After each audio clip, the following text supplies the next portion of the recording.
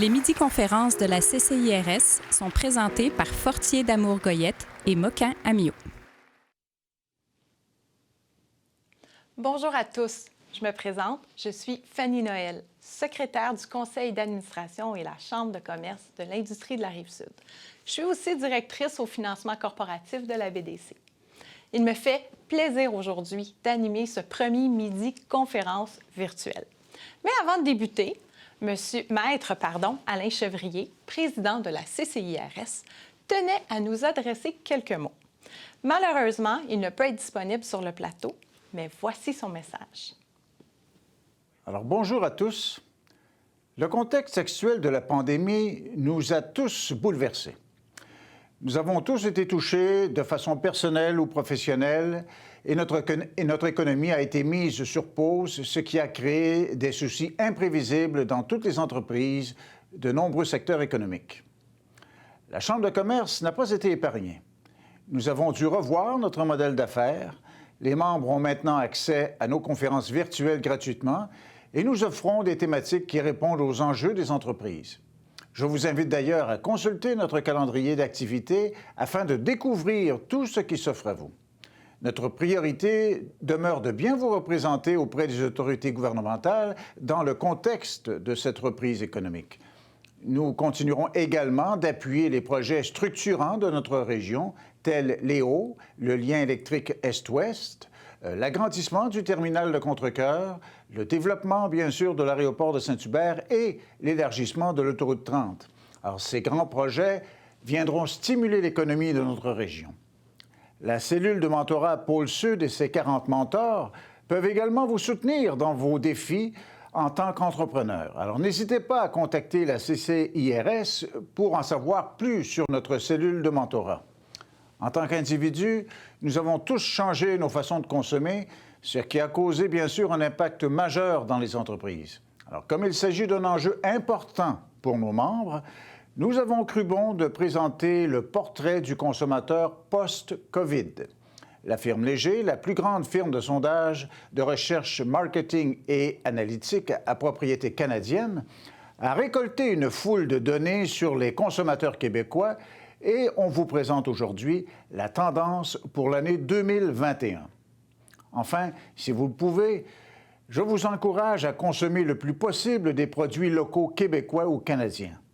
Noël approche, collectivement, nous pouvons faire une grande différence pour nos industries.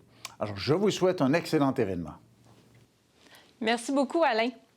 En effet, les Midis de la Chambre sont des événements en personne qui ont habituellement lieu 4 à 6 fois par année et qui permettent à des présidents, des directeurs généraux, des décideurs ainsi que des influenceurs de présenter des sujets à un auditoire d'environ 100 à 200 participants. Aujourd'hui, vous vivrez une adaptation de la formule en personne avec nous ici, mais vous à la maison pendant votre heure de lunch. Nous espérons qu'on va être capable d'agrémenter votre repas de l'heure du dîner. Nous avons le privilège de recevoir M. Christian Bourque, vice-président exécutif et associé principal pour la firme Léger, la firme de sondage la plus précise au Canada. Il va nous présenter aujourd'hui le consommateur post-COVID et ce que 2021 nous réserve en termes de consommation. C'est une thématique qu'on peut qualifier des plus pertinentes. M. Bourque dirige le bureau de Montréal et possède plusieurs autres chapeaux. Il est porte-parole du groupe, commentateur politique, enseignant à l'Université de Montréal et chroniqueur pour Radio-Canada. Vous serez d'accord avec moi que c'est tout un CV. Après sa présentation, M. Bourque répondra à vos questions. Alors, n'hésitez pas à les poser dans le chat tout au long de la rencontre pour que je puisse lui poser par la suite.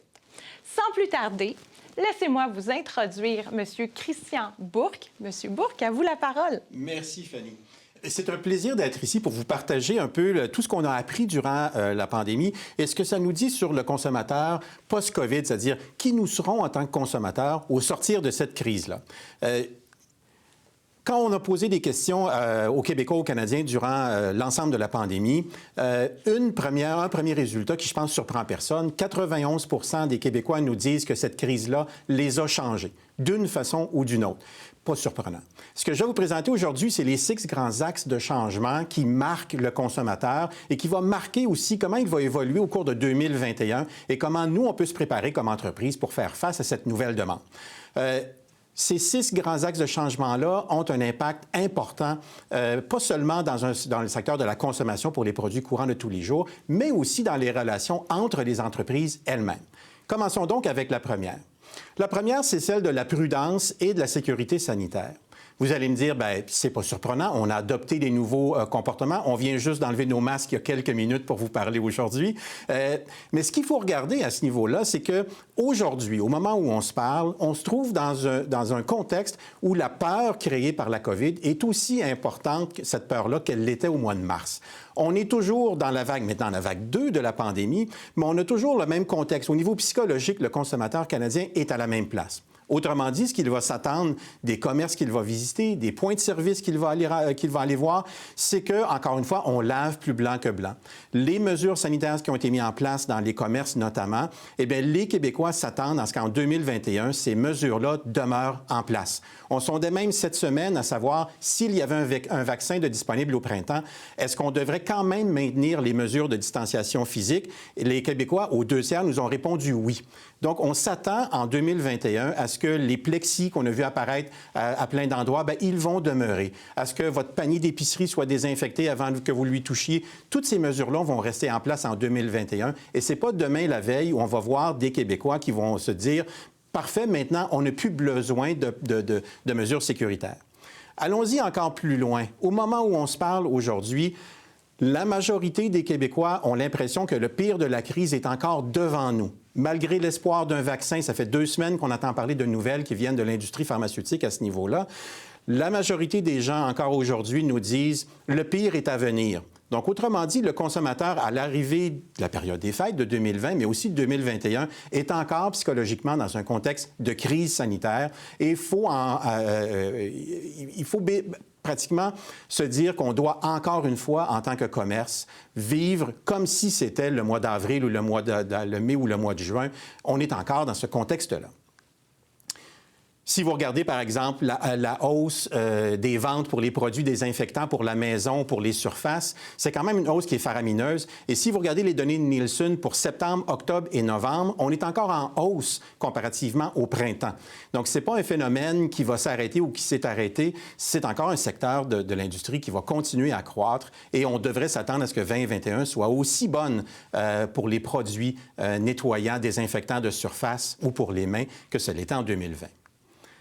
Deuxième, je dirais, révolution majeure. En présentation, quelqu'un de Google nous disait, on a fait, en 2020, on a fait un saut en avant d'environ 5 ans au niveau de l'adoption du numérique en 6 mois. Ce que les consommateurs ont réussi à faire, puisque je vous dirais bien des commerçants et des entreprises ont réussi à faire aussi, c'est de suivre le client dans son évolution numérique, qui n'est pas seulement une évolution, mais véritablement une révolution. Regardez seulement les résultats pour le Québec. 74 % des Québécois ont fait quelque chose, une transaction numérique pour la première fois, ou l'ont fait significativement plus souvent qu'avant la crise. C'est quand même 3 Québécois sur 4. Et là, il y a même 61 % des Québécois qui ont fait des nouvelles transactions en ligne qu'ils n'avaient jamais fait auparavant. Donc, ils ont adopté des nouveaux comportements en ligne. Ce qui est encore plus intéressant, c'est que 81 % des Québécois nous disent « Et à la fin de la pandémie, je vais maintenir ces nouvelles habitudes ». Il y a une simple et bonne raison derrière ce 81 %-là, c'est quand on regardait le taux de satisfaction. Quelqu'un dit « C'est la première fois que je faisais mon épicerie en ligne, par exemple. » Est-ce que tu as été satisfait de faire ton épicerie en ligne et de la recevoir à la maison ou d'aller la chercher en magasin? Eh bien, les taux de satisfaction, en moyenne, sont autour de 80 %. Autrement dit, les Québécois ont changé au niveau de leurs habitudes et l'ensemble des entreprises avec lesquelles ils ont transigé en ligne, bien, ces entreprises-là ont suivi le rythme d'adoption numérique des Québécois. Ce qui fait que quand nous allons sortir de cette deuxième vague de la pandémie-là, il faut s'attendre à ce que beaucoup de ces nouvelles habitudes-là, les gens veulent les maintenir. C'est une nouvelle façon de faire. Moi, j'aime bien à dire, une fois qu'on a découvert l'automobile, il n'y a pas grand monde qui sont retournés aux chevaux après. Donc, c'est véritablement un changement, une révolution qui va rester avec nous. Vous avez cette évolution-là de ceux qui ont adopté des comportements pour la première fois. Vous voyez un peu l'explosion entre la première vague de la pandémie en avril et où on s'est rendu à la fin juin. Et depuis ce temps-là, ces nouvelles habitudes-là demeurent dans la population québécoise. Donc, il n'y aura pas de retour à l'ancienne normale. Il va y avoir une nouvelle normale qui va s'établir et elle sera définitivement numérique. Je vous présente quelques chiffres à l'appui. Il y a beaucoup de chiffres à l'écran, mais prenons seulement que les deux premiers qui sont là. Nielsen disait qu'avant la pandémie, 2 % des produits alimentaires au Canada étaient vendus en ligne. On s'est rendu au mois de juillet à près de 20 des produits qui étaient transigés en ligne. Quand on parle de révolution, c'est quand même majeur. Regardez le pourcentage de ménages québécois qui, pour la première fois, ont fait leur épicerie en ligne pour une cueillette en magasin ou leur épicerie en ligne pour avoir une livraison à domicile. C'est quand même important. Et il y a plein d'autres secteurs d'activité qui ont été aussi un peu confrontés à cette révolution du numérique. Moi, je disais souvent à la blague, je ne sais pas si en 2019, on se serait dit, l'année prochaine, en 2020, je vais commander mes plants de tomates en ligne, puis je vais aller ensuite les ramasser à mon centre jardin de mon quartier. On n'aurait jamais pensé ça. Eh bien, effectivement, c'est devenu la nouvelle norme aujourd'hui. Troisième axe important, c'est celui de la consommation responsable. Déjà, il y avait une forte tendance à la consommation responsable avant d'entrer en pandémie, qui souvent voulait dire tenter de réduire son empreinte carbone, de tenter de consommer de façon plus responsable, de modifier ses achats pour se conformer à des nouveaux principes de vie. Bien là, on a rajouté une couche au niveau de cette pandémie-là, c'est celui de l'achat local. Il n'y a jamais eu autant d'intentions parmi les Québécois d'acheter d'entreprises locales de façon plus importante. C'est 27 % des Québécois qui nous ont dit, depuis le début de la pandémie, j'ai acheté plus de produits locaux qu'avant. C'est 21 % dans le reste du Canada, donc c'est pas seulement une tendance qui est québécoise. On la voit partout à travers le pays, mais au Québec, c'est particulièrement élevé. On parle du quart des consommateurs qui ont significativement changé leurs habitudes d'achat pour intégrer des achats locaux. On avait vu ces comportements-là aussi dans des crises économiques qui sont arrivées dans le passé aussi. Souvenez-vous de la crise de 2008-2009 qui avait moins touché le Québec, mais il y avait là aussi un élan d'achats locaux. Souvenez-vous, même si on retourne à la campagne Qualité Québec pour ceux qui ont mon âge ou plus, vont se souvenir qu'en 1983, ça avait été la principale réponse à la crise économique de 81-82 et ça avait donné lieu à cette campagne-là, la campagne Qualité Québec, qui, à l'époque, avait connu un grand succès aussi. Donc, cette réponse-là de vouloir être un petit peu plus protectionniste au niveau économique, c'est une réaction à la crise économique qui accompagne la crise sanitaire que l'on vit en ce moment.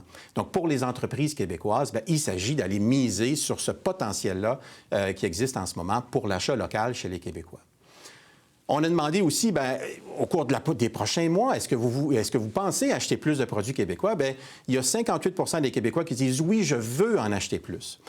Donc, vouloir en acheter plus et en mettre plus dans son panier d'épicerie ou peu importe où on magasine, c'est pas si évident que ça. Il y a plusieurs obstacles à l'achat local qui existent, notamment l'obstacle du prix. Deuxièmement aussi, il y a l'obstacle de la connaissance, savoir est-ce que c'est une marque locale, est-ce que c'est un produit local.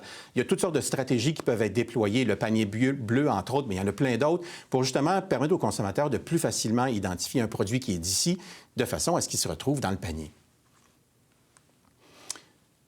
Troisième axe, celui-là, il est un petit peu moins jojo. Bon, la plupart des indicateurs économiques, surtout à l'automne, démontrent que l'économie du Québec, malgré tout, se porte relativement bien dans un contexte qui est très difficile.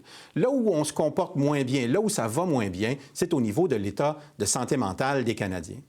On le mesure depuis le début de la crise et on se retrouve aujourd'hui avec environ 36 % des Québécois qui nous disent « Mon état de santé mentale est excellente ou très bonne ». 36 % vous allez me dire, bien, est-ce que c'est comparativement à quoi? Bien, comparativement à des données qu'on a obtenues du CHUM de 2018, on était à 59 % de Québécois qui disaient avoir une santé mentale excellente ou très bonne. Il y a donc un effet de la pandémie sur l'état perçu par les gens eux-mêmes, sur leur état de santé mentale. Et là, il faut en prendre compte. C'est-à-dire que le consommateur devant qui on se trouve ou le client qui est dans son bureau va être moins patient, moins confiant, on ne pourra plus le bousculer comme on le faisait auparavant. Il va avoir besoin d'être réconforté. Il va avoir besoin qu'on reconnaisse le fait qu'il vit un niveau d'anxiété comme il a peut-être jamais vécu de sa vie. Ça se reflète aussi au niveau de la durée de la pandémie. Le quart des Québécois estiment que leur état de santé mentale est pire aujourd'hui que durant la première vague de la pandémie au printemps, comparativement à seulement 19 % qui ont dit « bien moi, ça va mieux qu'au printemps ». Donc, autrement dit, on ne s'améliore pas au niveau de l'état de la santé mentale, même que les durs mois d'hiver risquent d'être difficiles pour les Québécois et les Canadiens à ce niveau-là en particulier. On a demandé, bien, qu'est-ce qui vous crée de l'anxiété au sujet de la pandémie? La première, c'est l'isolement social, c'est-à-dire, je veux voir mon monde. On sait, les Québécois sont des gens d'instinct grégaire. Eh bien, ça, c'est difficile. Quand est-ce que je vais pouvoir visiter, aller voir? De quoi va être fait notre temps des fêtes? Est-ce qu'on va pouvoir se voir en famille, la famille élargie ou seulement la famille la plus rapprochée? C'est ça la principale source d'anxiété en ce moment qui fragilise les Québécois. Vient ensuite, quand est-ce que ça va finir? C'est pour ça que les nouvelles sur les vaccins potentiels des 2 dernières semaines font tellement de bien aux gens parce que ça ne signale pas la fin de la pandémie, mais peut-être un tournant dans cette pandémie-là. Ensuite viennent des inquiétudes pour la santé et la sécurité de sa famille, aussi sur sa propre santé physique. Il y a plein d'éléments comme ça qui, en ce moment, troublent la santé mentale des Québécois et ça, il faut en prendre conscience. 51 % des Québécois nous disent qu'ils se sentent plus anxieux maintenant qu'avant la pandémie. 23 % des Québécois avouent avoir des problèmes de sommeil depuis le début de la pandémie et 36 % des ménages ont subi des pertes de revenus. Mais ce n'est pas le seul facteur qui explique pourquoi on vit plus d'anxiété. Nos vies ont été chambardées, chamboulées par cette pandémie-là. On a dû s'adapter à des nouvelles façons ou des nouvelles routines quotidiennes, ce qui n'a pas nécessairement été facile pour les Québécois. Donc, un client impatient, hésitant, en manque de confiance, qui va avoir besoin d'être réconforté par l'ensemble des marques avec lesquelles ils font affaire. Ça va même aller jusque dans les communications ou les messages publicitaires de ces marques-là. Ils vont devoir s'adapter à ce contexte-là. Moi, je le dis souvent, dans l'année 2021, si vous êtes une marque, qu'est-ce que je peux faire dans l'ensemble du cycle de vie de mon produit, mais l'ensemble aussi du parcours client chez moi? Qu'est-ce que je peux faire pour réduire l'anxiété de mon client? Que ce soit en ligne, que ce soit par le biais de mon application mobile, que ce soit par le biais de mon service téléphonique, qu'est-ce que je peux faire pour réduire l'anxiété de mon client? Parce qu'on en vit des tonnes d'anxiété qu'on ne vivait pas avant la pandémie. Quatrième axe de changement, et celui-là va avoir un impact, et il a eu un impact sur bien des secteurs d'activité au cours des 8 derniers mois, c'est la montée de l'autonomie, ce qu'on appelle le do-it-yourself, si vous me permettez l'expression anglaise, et de la créativité aussi. Moi, il y a des gens dans mon entourage, je ne savais même pas qu'ils faisaient à manger, puis tout d'un coup, ils se sont mis à faire leur propre pain. On a tous vécu ça au printemps. Il y avait une pénurie de levure dans le Grand Montréal, aussi au mois d'avril-mai. Il y a eu une pénurie de pots maçons. En tout cas, c'était difficile de trouver des pots maçons au début septembre parce que les gens redécouvraient le plaisir de faire eux-mêmes leur propre réserve pour l'hiver. Donc, il y a eu toute cette vague-là.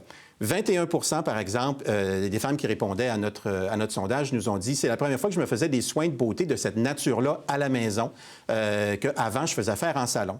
Mais maintenant, est-ce qu'elles vont vouloir maintenir ces nouvelles habitudes-là? Et aux marques de s'ajuster, c'est-à-dire qu'est-ce que j'offre comme produit pour que je puisse répondre aux besoins de ces femmes-là qui voudraient se faire ce traitement-là à la maison plutôt qu'en salon.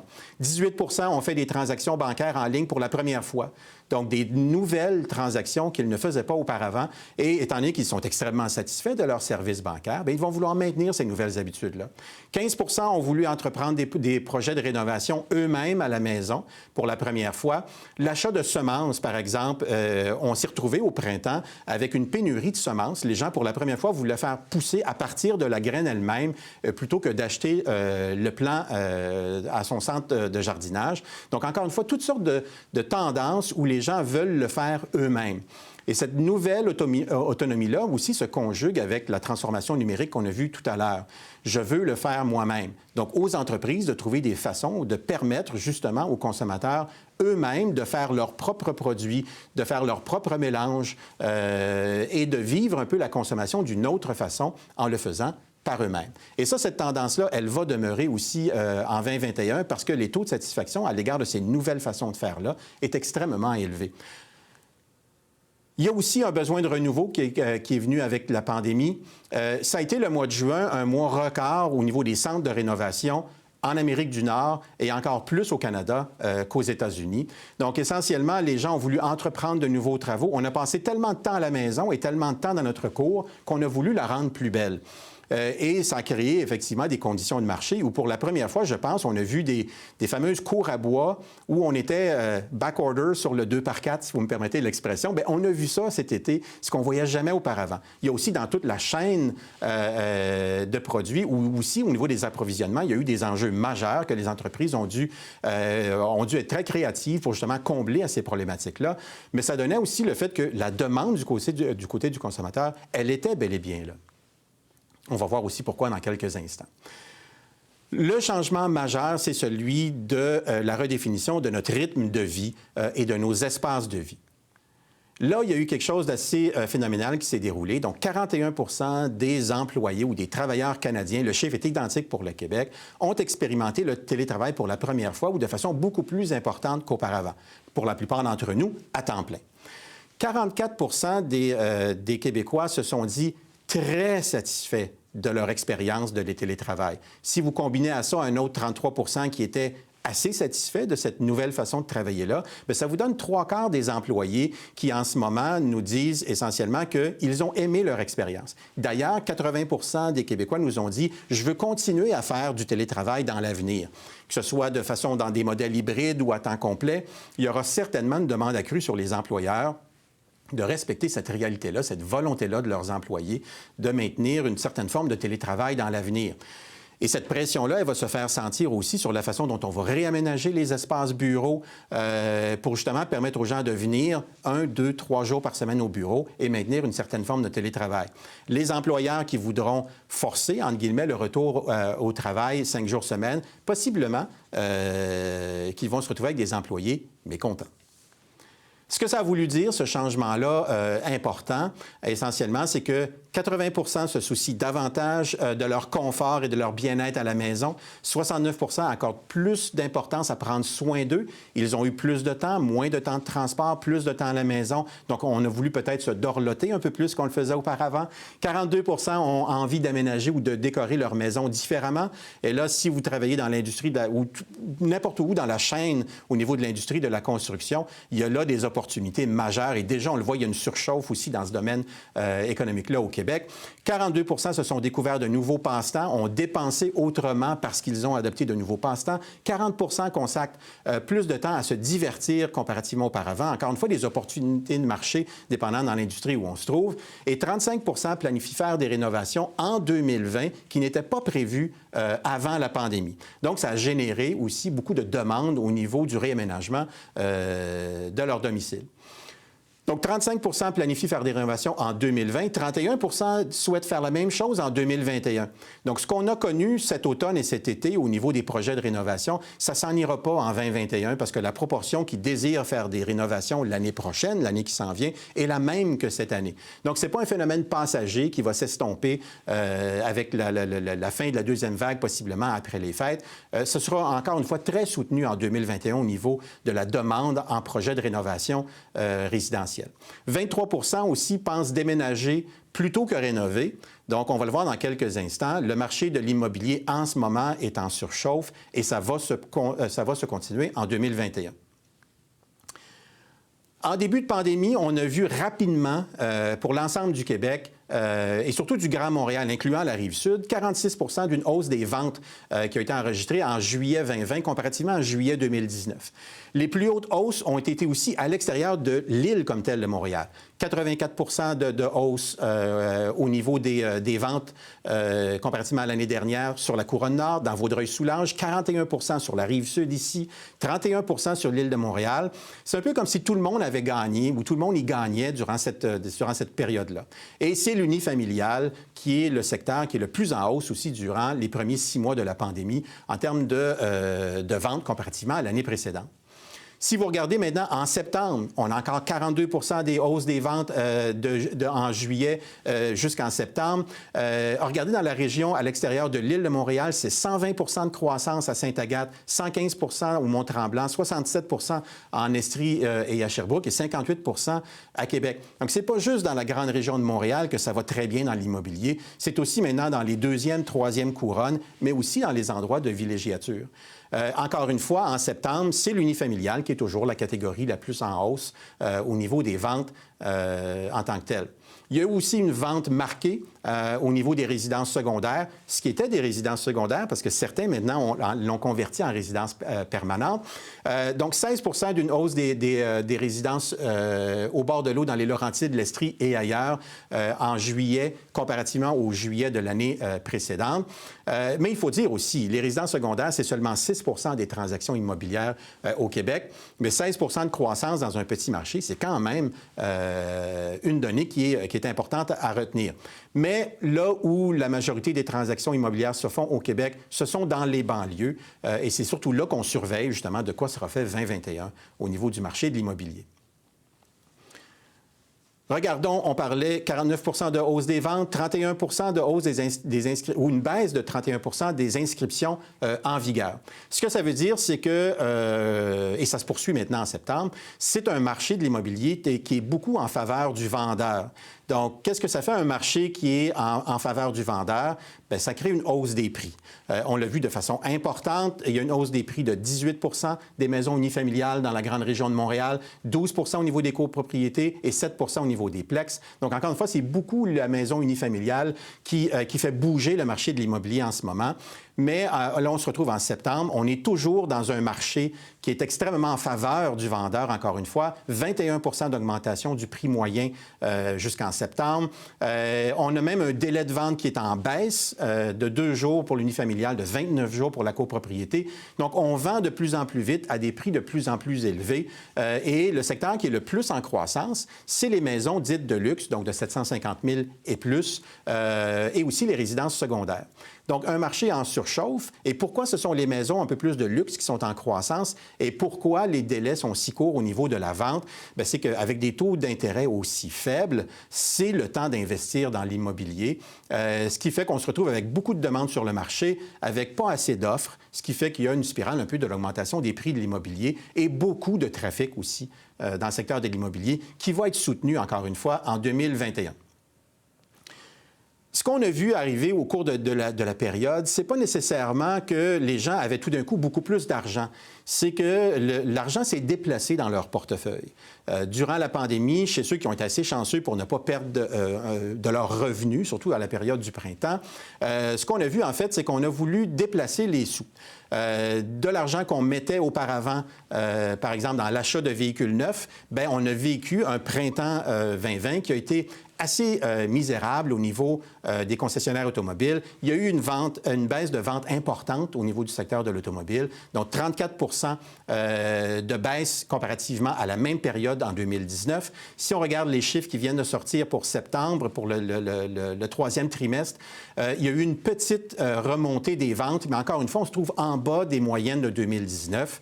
Le parc automobile est relativement jeune au Québec, ce qui n'encourage pas la vente de véhicules neufs à très court terme. Puis encore une fois, si on se dit, bien, on ne se déplace plus pour le travail, on travaille de la maison, est-ce qu'on a encore besoin de 2 véhicules? Si on a besoin de 2 véhicules, est-ce qu'on peut attendre pour acheter le nouveau? On fait moins de déplacements, moins de kilométrage accumulé, et tout ça entraîne des nouveaux revenus ou une marge de manœuvre financière que beaucoup de ménages n'avaient pas avant le début de la pandémie.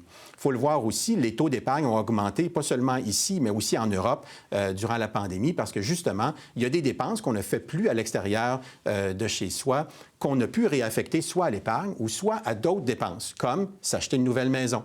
Combiné, encore une fois, à des taux d'intérêt très faibles, cette nouvelle marge de manœuvre financière-là des ménages québécois, bien, ils l'ont utilisée en partie dans l'immobilier, mais pas seulement dans l'immobilier. Donc, petite remontée au niveau du marché automobile durant l'été pour le 3e trimestre, mais encore une fois, ça demeure en baisse comparativement à l'année passée. Donc, année plutôt difficile au niveau du marché de l'automobile, surtout dans le véhicule neuf, qui devrait rebondir en 2021, justement parce que les conditions font que le parc automobile risque de demeurer relativement jeune au Québec, mais la reprise ne sera pas avant possiblement 2021. Un autre aspect aussi qui a modifié un peu où se trouvent les sous dans le portefeuille des Québécois, bien, c'est la question des fameuses vacances. On leur a demandé durant la pandémie, bien, quand pensez-vous prendre vos vacances en 2020? Et si vous regardez la colonne ou la barre la plus élevée à 38 %, c'est ceux qui disent non, je ne prendrai pas de vacances en 2020. Contexte de la pandémie aidant. Sinon, les gens tendaient à repousser soit à 2021 ou à plus tard durant l'été 2020. Ce que ça a fait essentiellement, c'est que tout ce qu'on voulait dépenser à l'extérieur du Québec ou à l'extérieur de l'Amérique du Nord en vacances, bien, on l'a dépensé soit ici au Québec, donc on a dépensé moins, ou soit qu'on a très peu dépensé ou pas du tout pour ces vacances en 2020. Et quand on demandait aux gens, pensez-vous voyager à l'extérieur du Québec en 2021, on a seulement 23 % des gens qui nous disent oui, qu'ils souhaitent voyager à l'extérieur du Québec, ce qui est nettement en repli comparativement à ce qu'on aurait observé avant la pandémie, où c'était près de la moitié des gens qui envisageaient prendre des vacances à l'extérieur du Québec. Donc, encore une fois, l'argent vacances qu'on ne dépensera pas dans nos vacances en 2020 et en 2021, puis on va le dépenser ailleurs. On leur a demandé ensuite, maintenant, parmi ceux qui souhaitent prendre des vacances en 2021, où allez-vous prendre ces vacances-là? Bien, à 39 % ils nous ont dit, je vais prendre des vacances à la maison. Donc, ce que les Américains appellent le staycation, c'est-à-dire les vacances que l'on prend dans sa propre cour. Et là, si vous êtes encore une fois dans l'industrie de la rénovation domiciliaire, de l'aménagement paysager, des centres de jardinage, ça va dépenser au cours de l'année 2021 parce qu'encore une fois, si on est pour prendre ses vacances dans sa cour, bien, on va vouloir qu'elle soit la plus belle possible. 23 % disent qu'ils vont faire un road trip, si vous me permettez l'expression, au Québec en tant que tel. 17 % vont réserver des chambres d'hôtel dans leur région pour faire des petites sorties. 17 % vont vouloir faire du camping dans leur région. Donc, on reste beaucoup dans les vacances près de la maison, la plupart du temps au Québec. Sinon même prendre nos vacances dans notre propre cour. Et ça, c'est ce que les Québécois prédisent pour l'été 2021. Si on regarde au niveau de l'industrie aérienne, déjà, on prévoit que la reprise va se faire lentement à partir de 2022 pour atteindre des niveaux pré-pandémie, possiblement en 2024.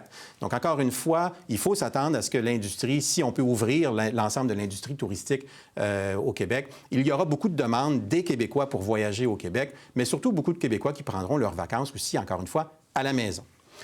Ça fait le tour des 6 grandes révolutions qu'on a vécues au niveau de la consommation chez les Québécois au cours de cette pandémie-là. Et le consommateur aujourd'hui est différent et ne cherchera pas à retourner à ce qu'il faisait avant en 2021.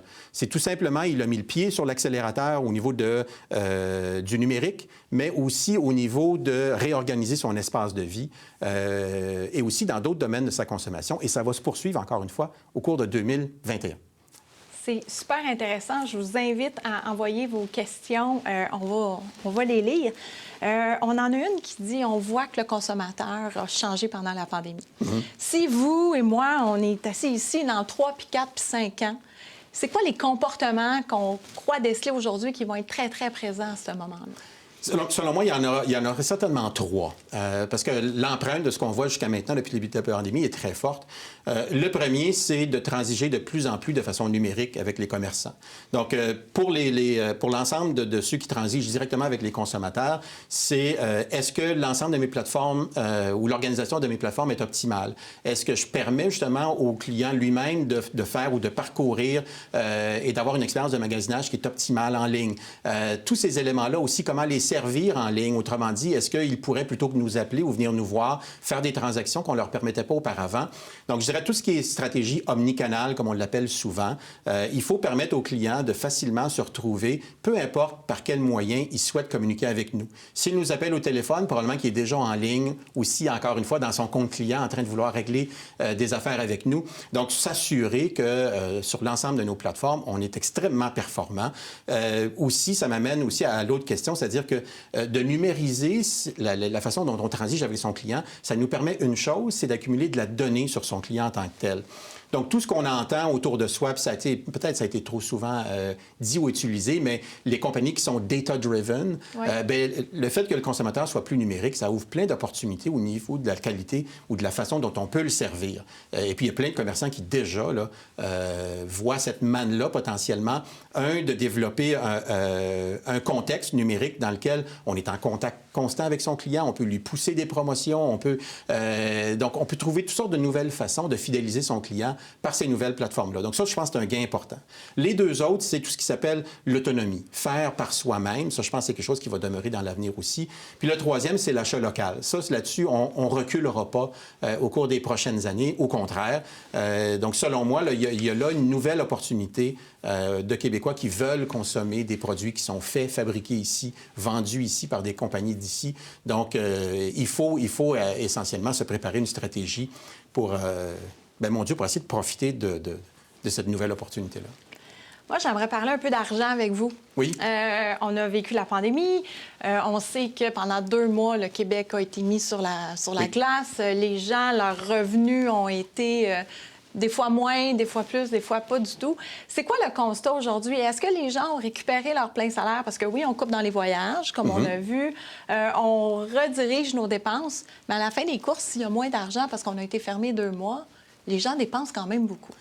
Ça touche beaucoup plus les entreprises que, je dirais, les particuliers. La plupart ont retrouvé leur emploi. Le ministre, donc, la semaine dernière, Fitzgibbon, disait qu'on avait retrouvé près de 97 % de notre taux d'emploi d'avant la pandémie au Québec. Il reste des industries qui sont très durement touchées. Tout ce qui est industrie touristique, culturelle, incluant les restaurants, on sait que c'est des secteurs qui sont toujours en grande difficulté. Sinon, le reste de l'économie se porte relativement bien. Ce qu'il faut dire aussi, c'est que bientôt, on va voir l'impact fiscal, c'est-à-dire qu'il y a bien des gens qui ont eu des petites pertes de revenus en début d'année, puis la fiscalité va être plus généreuse pour eux qu'elle l'aurait été en contexte normal. Donc, on se retrouve avec des Québécois qui sont, en termes de santé financière, relativement en bonne position. Et possiblement qu'en 2021, si l'économie continue à donner des indicateurs comme on voit en ce moment, encore une fois, il y a des secteurs qui sont beaucoup plus durement touchés que d'autres, mais on devrait se retrouver avec une reprise en 2021 qui n'est pas si mal. Il y en a même qui prévoient qu'on pourrait être dans les scénarios de croissance aussi en 2022. Donc, c'est pas aussi gris ou noir qu'on le voyait peut-être au printemps. Ce qu'il faut dire, c'est ceux qui ont été le plus touchés financièrement en termes d'âge. C'est beaucoup les jeunes employés, ceux là, de 25 à 34 ans. C'est eux qui ont vécu le plus difficilement cette pandémie-là. Donc, il faudra faire attention aussi à nos fameux milléniaux, c'est-à-dire qui, eux, possiblement, financièrement, déjà qu'ils sont plus fragiles que d'autres. Là, ils ont moins eu le temps d'accumuler un bas de laine qui leur permet de survivre à des moments difficiles. Donc, c'est plus cette génération-là qui est inquiétante au niveau de la reprise. Mais sinon, au Québec, on s'en sort relativement bien. On n'aurait pas le même discours si on était à la Chambre de commerce de Calgary en ce moment. Donc, dans ce contexte-là, les Québécois, on s'en sort relativement bien. Les consommateurs constatent que quand on va en magasin, il manque de produits. Oui. Ça ne veut pas un effet sur la satisfaction, puis le fait d'attendre en ligne. Avez-vous des statistiques ou des éléments face justement à la disponibilité des produits qu'on peut retrouver en magasin? En fait, ça n'a pas vraiment affecté le degré de satisfaction que les gens ont à l'égard de leur épicerie. C'est comme si, je ne dirais pas qu'on s'y attendait, mais du moins, on a compris que ça pouvait arriver dans un contexte de pandémie. Cependant, moi, je pense que la patience du consommateur, c'est un élastique qui, à un moment donné, peut casser.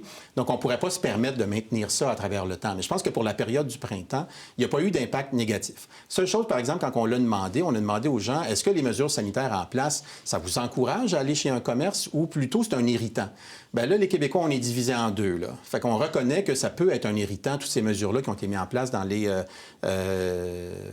différents commerces. Puis là, avec la période des fêtes qui s'en viennent, je ne sais pas s'ils attendent dehors à moins 15 à la porte d'un magasin, il y a beaucoup de Québécois qui vont être heureux. Donc, la période des fêtes risque d'être difficile pour le commerce de détail, justement à cause de ce contexte-là. Si vous me permettez de faire du pouce, puis peut-être qu'on est trop d'avance parce que les données n'ont pas été récoltées. Mais comment est-ce que les Québécois envisagent la période des fêtes? Est-ce que ça va être la commande en ligne, le Black Friday qui s'en vient, le vendredi fou en bon français, je m'excuse? Avez-vous des données? Oui, on l'a mesuré pour le CCCD, le Conseil canadien du commerce de détail. Bon, désolé. On fait leur étude depuis des années sur les achats prévus de Noël. Les Québécois s'attendent à dépenser un petit peu moins que les années précédentes, mais c'est marginal. Okay. Donc, l'argent disponible pour se faire plaisir, il va être là. Cependant, la principale catégorie de dépenses à Noël pour les Québécois, c'est tout ce qui est l'alimentation, les produits alcooliques, tout ce qui est les cadeaux qu'on fait de bouffe. Parce que quoi? Parce qu'on se rassemble à Noël. Donc, il y a une catégorie de dépenses qui va être touchée, possiblement, parce que les rassemblements vont être beaucoup plus petits cette fois-ci. Donc, l'industrie de l'alimentation doit être prête à ça aussi. On le disait beaucoup à la farce, il faudrait comme rapetisser les dindes. Si on se regroupe à 8 ou à 6 ou à 8, bien... L'image est bonne. Bien, ce ne sera pas le même Noël que d'habitude. Oui. Donc, ça, il risque d'y avoir un impact. Les Québécois, on dit qu'ils magasineraient en ligne de façon plus importante. Mais encore une fois, quand on leur demandait au niveau des achats locaux, ils souhaitent acheter des produits québécois aussi à Noël. Donc, ça ne sera pas un Noël tout Amazon, là. Les Québécois vont essayer, du moins, d'avoir un Noël qui ressemble un peu à un Noël québécois. Et encore une fois, la baisse des dépenses prévues n'est pas là. On s'attendait au début à ce que les gens nous disent « je vais moins dépenser à Noël que les années précédentes », et ce n'est pas le cas pour l'instant. En tout cas, il semble, au niveau de la volonté des Québécois, de vouloir dépenser comme ils le faisaient l'année dernière. J'ai une question ici qui demande c'est quoi la place du conditionnement physique chez le consommateur? Par conditionnement physique, c'est exercice physique. C'est quoi vos perceptions selon vos sondages? Oui. Bien, ce qu'on a mesuré, en fait, c'est que les Québécois sont moins en forme aujourd'hui qu'il y a 9 mois. Ça, je peux le croire. On a le tiers des Québécois dit ou avoue avoir pris du poids. Il y a 25 ou autour de 25 à notre dernière mesure, mais du moins environ le quart des Québécois ils le disent qu'ils le font moins d'exercice physique qu'avant le début de la pandémie. Puis vous comptez là-dessus, c'est surtout au niveau des plus jeunes, donc les Québécois qui sont de 18 à 39 ans à peu près, où il y a à peu près la moitié d'entre eux qui font de l'exercice au moins 4 à 5 fois semaine.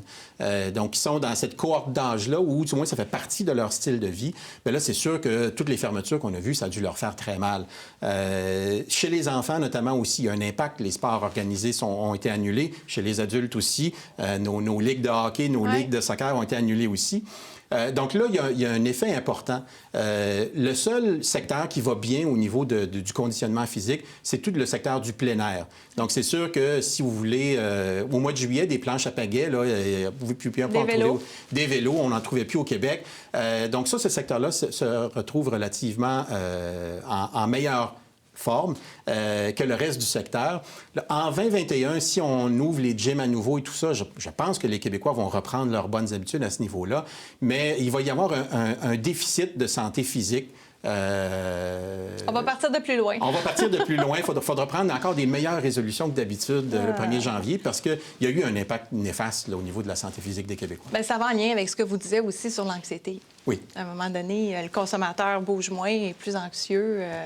Mais c'était surprenant de voir le niveau de satisfaction du web à 80 Fait que finalement, un consommateur heureux va faire que notre économie va mieux aller. Fait que faut investir dans le digital. Il s'agit que les entreprises s'adaptent à cette nouvelle réalité-là. Puis on l'a vu même déjà, nos épiciers, ils se sont transformés de A à Z en quelques semaines.